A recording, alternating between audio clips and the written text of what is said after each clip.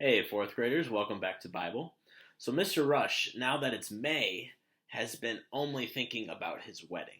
Now, obviously, I've been working on some schoolwork too, but there's a lot to do for my wedding, right? Like, I have to pick out what I'm going to wear. I have to make sure I have my wedding ring for the wedding at the end of the month.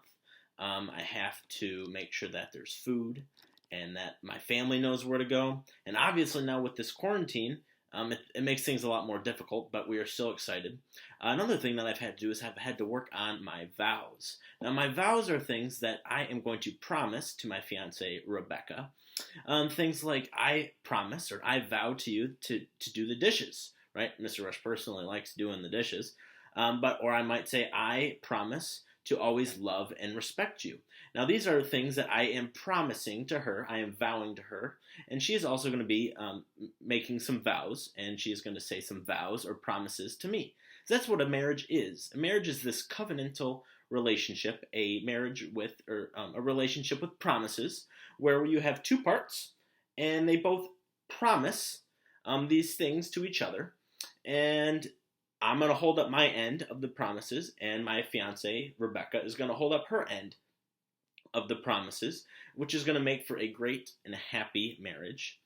And there is this prophet named Hosea, and he talks a lot about what it takes to be in a relationship. And more specifically, this relationship between Israel and God. Now, we know that Israel has been falling downhill fast now, with their kings being evil and not following the Lord. But first, Hosea, this prophet, the book actually starts out by talking about him and his wife.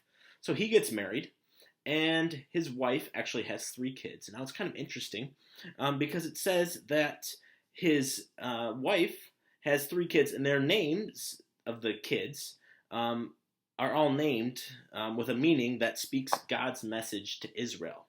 Okay, but something that you'll read that you would read on later about in Hosea is that you find out that Hosea's wife is unfaithful to Hosea. She doesn't hold up her end of her promises, right? Like I said, I will make these promises to Rebecca, and Rebecca will make these promises to me.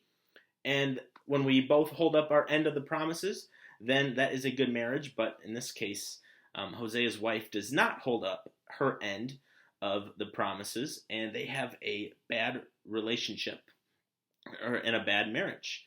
Now, we know that God loves us, and he loves Israel. Okay, God is loving Israel, and he's promising all these things to Israel, and he gives Israel all of these things. Now, God is holding up his end of his promises, but is Israel holding up their end of the promises? Is this a good relationship between Israel and the Lord? Well, it's not. And that is what Hosea is here and what he is talking about. Okay, I'm going to read for you guys here Hosea 11, 1 through 4. And this is God just kind of pouring out his heart, saying, Israel, I love you guys so much.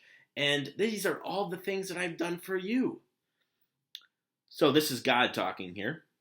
When Israel was a child, I loved him. Out of Egypt I called him my son. But the more they were called, the more they went away from me. They sacrificed to the Baals. They burnt incense to images. It was I who taught Ephraim to walk, taking them by the arms. But they did not realize it was I who also healed them. I led them with cords of human kindness, with ties of love.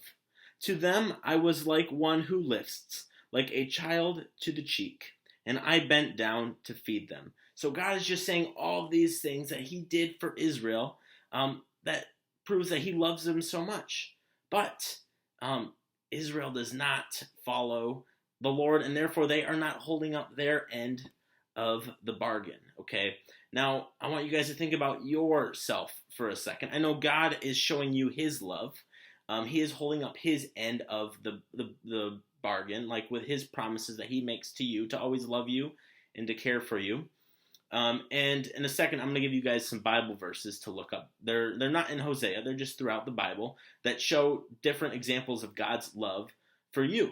Okay? But then the other part of your assignment is going to be to share how you um, how you have been able to show your love to God.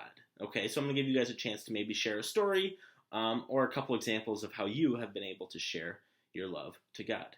Well, hey guys, thanks for listening, and you guys may go on and work on those questions. Let me know if you have any questions, and I'll see you guys later, and as always, wash your hands.